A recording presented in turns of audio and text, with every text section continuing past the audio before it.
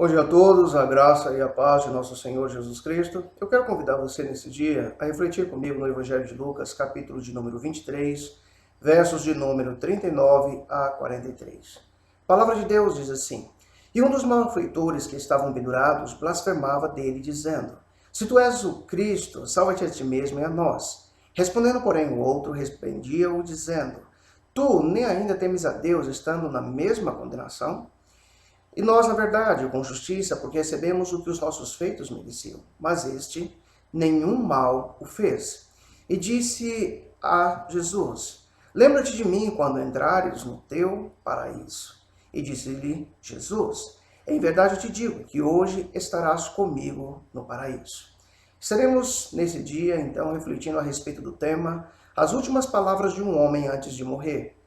Quando nós observamos esse diálogo, nós perceberemos de imediato que aqueles dois bandidos, um estava à esquerda de Jesus, o outro estava à direita de Jesus, haviam cometido inúmeros crimes, barbáries, que os levaram a estar naquele lugar.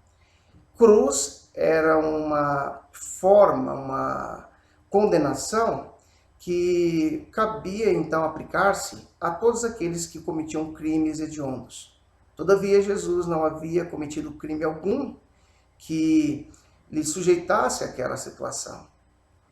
O pecado que eu e você todos os dias cometemos, que com certeza pesava muito mais do que aquela cruz, foi isso que levou Jesus a carregar aquela pesada cruz e a estar naquele lugar.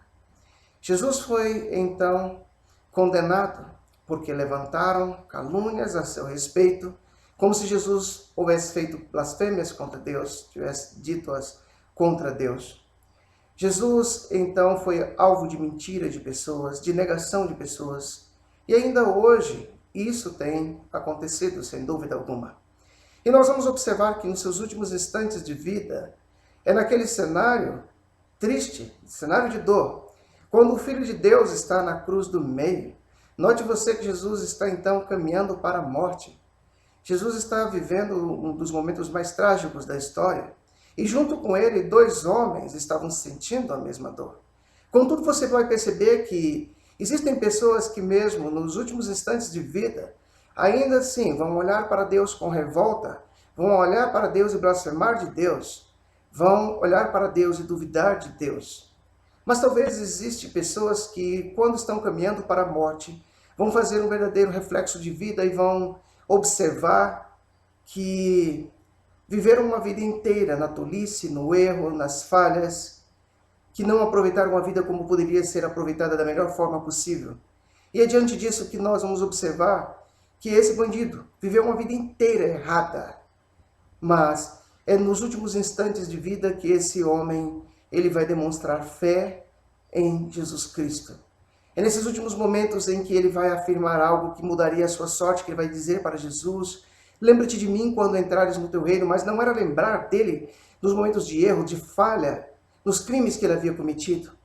Lembrar talvez desta palavra, quando entrares no teu reino. Ou seja, esse bandido está dizendo para Jesus: eu acredito que o Senhor tem um reino e que o Senhor é capaz de nos dar uma salvação que não se limita a descer dessa cruz, mas uma salvação que está condicionada a algo eterno, no reino que o Senhor tem.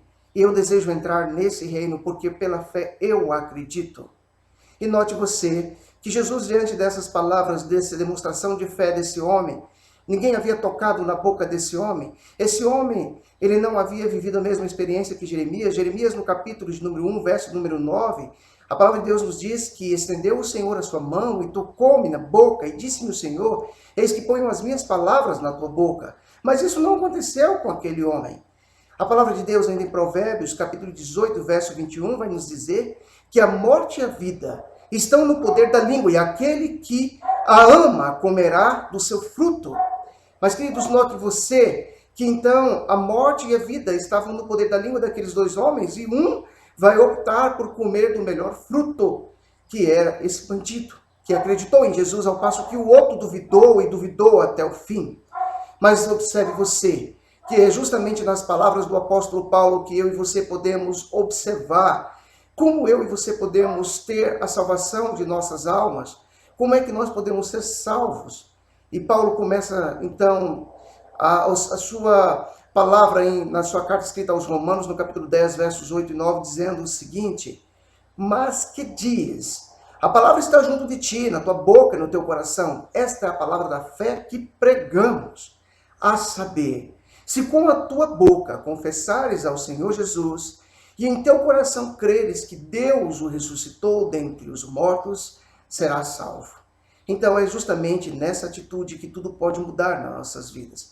É a partir do momento que, se com a minha boca, se você com a tua boca confessar ao Senhor Jesus, confessar seus pecados, arrepender-se seus pecados, abandoná-los, você crer em Deus, que Deus o ressuscitou dentre os mortos, colocar Jesus como seu único e suficiente Salvador, você pode ser salvo. Que eu e você possamos então olhar para isso e entender que esse bandido na cruz, ele teve então as suas últimas palavras antes de morrer. Mas eu e você temos a oportunidade em vida e durante dias de vida, de tranquilidade, de fazê-lo. Que você possa fazê-lo hoje ainda.